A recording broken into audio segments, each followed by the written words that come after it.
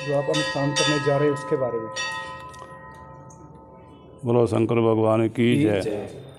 देखो, जम्मू कश्मीर में शरा ठाकुर द्वारा राजा रामचंद्र भगवान के सानिध्य में हमारे रामेश्वर दास जी हमारे गुरुभाई भी हैं, सेवक भी हैं, तो ये पहले भी अनुष्ठान करते हैं। संतों की परंपरा है भगवान की भक्ति करना, तपस्या करना। साधु वही है जो साधना करे। साधु वही है जो साधना करता है, उसी को बोलते हैं साधु। तो हमारे रामेश्वर दास जी 1 महीना के लिए अनुष्ठान कर रहे हैं। आज से कार्तिक महीना प्रारंभ हो चुका है और इस कार्तिक महीने में अनुष्ठान करना लाखों गुना महत्व होता है। तो कार्तिक महीने में जितने भी देवी देवते होते हैं ये धरती पर आ जाते हैं, तो इसलिए इस कार्तिक महीने में अनुष्ठान करना लाखों गुना महत्व होता है। फिर इस कार्तिक महीने के लिए सतयुग द्वापर त्रेता में लोग इंतज़ारी करते रहते थे कि कब ये कार्तिक महीना आए। कार्तिक महीने में स्नान करना बड़ा महापुण्य, और कार्तिक महीने में पूजा पाठ करने से पाप चले जाते हैं, अवगुण चले जाते हैं, गुण परावृत हो जाते हैं। इसलिए आज हमारे रामेश्वर दास जी कार्तिक महीना 1 महीने के लिए अनुष्ठान कर रहे हैं। अनुष्ठान करने से आत्मा की प्राप्ति होती है, क्योंकि शरीर भगवान ने इसलिए दिया है।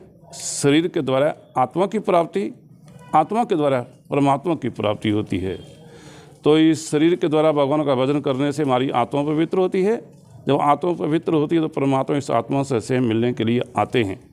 इसलिए आत्मा पवित्र करने के लिए साधना करनी पड़ती है।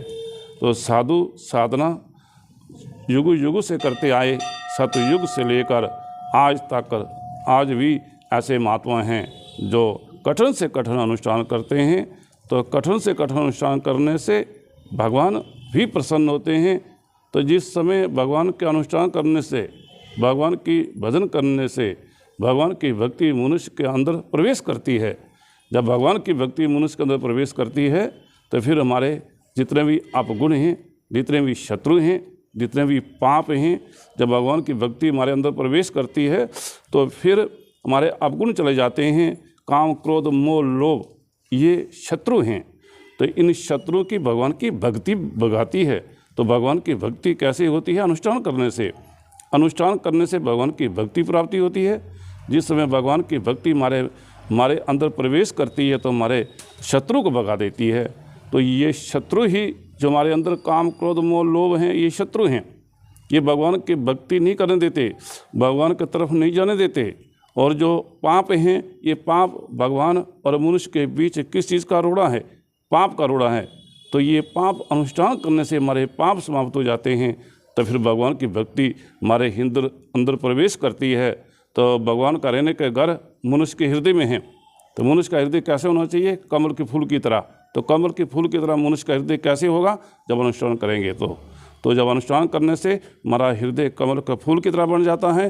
फिर भगवान इस मनुष्य के हृदय में कमल के फूल पर आकर विराजमान हो जाते हैं।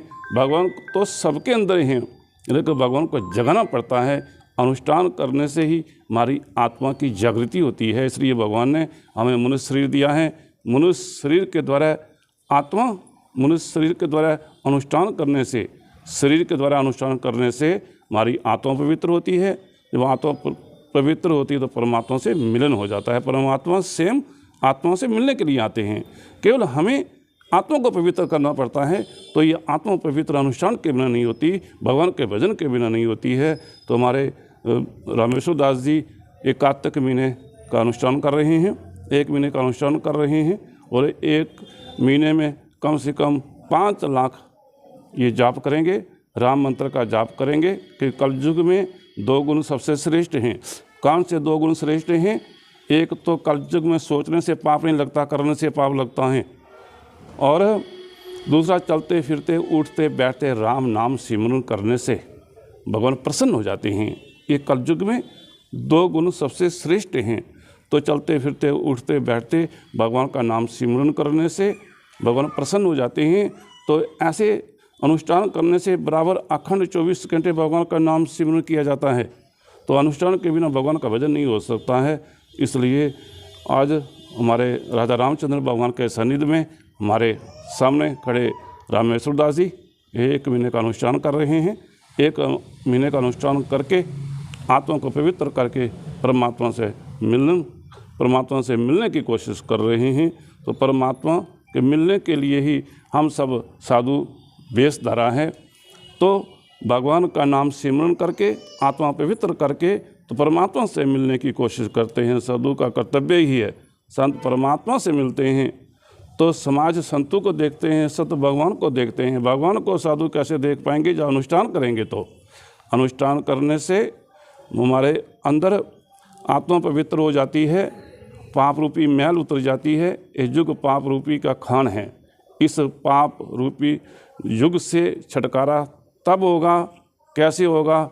अनुष्ठान करेंगे, राम मंत्र का जाप करेंगे, तभी इस पाप रूपी खान से छुटकारा होगा। ये युग पाप रूपी खान है। इस पाप रूपी खान से छुटकारा तभी होगा राम नाम सिमरन करेंगे। तो हमारे रामेश्वर दास जी 1 महीने का अनुष्ठान करेंगे।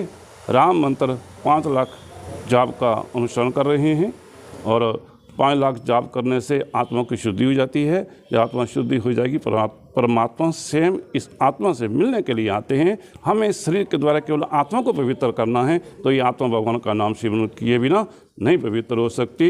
जब तक आत्मा पवित्र नहीं होती तब तक प्रभु से मिलन नहीं होता। इसलिए साधु वेश धारण करते हैं प्रभु से मिलने के लिए। समाज साधु को देखते हैं, साधु भगवान को देखते हैं। तो साधु भगवान को कैसे देख पाएंगे? जब भगवान का भजन करेंगे। तो आज जम्मू कश्मीर शरा ठाकर द्वारा राजा रामचंद्र भगवान के सानिध्य में हमारे रामेश्वर दास 1 महीने का अनुष्ठान कर रहे हैं। जय सिया राम, जय हनुमान। और अनुष्ठान हम स्वयं भी करते हैं और करवाते भी हैं। अनुष्ठान करने से ही परमात्मा की प्राप्ति होती है। जय सिया राम, जय हनुमान।